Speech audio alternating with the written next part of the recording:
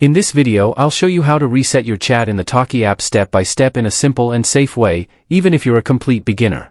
Start by opening the app and logging into your account if required, then from the home screen tap the three-dot menu or the gear icon in the top right corner to enter settings. Scroll carefully and look for options like chat, chat settings, clear chat, or reset conversations, as wording can differ slightly between app versions. If a direct clear chat option is available, tap it and confirm when prompted to remove the conversation from your device. If you don't see it globally, open the specific chat you want to reset, tap the user profile or chat name, and select clear chat or delete conversation, then confirm the action.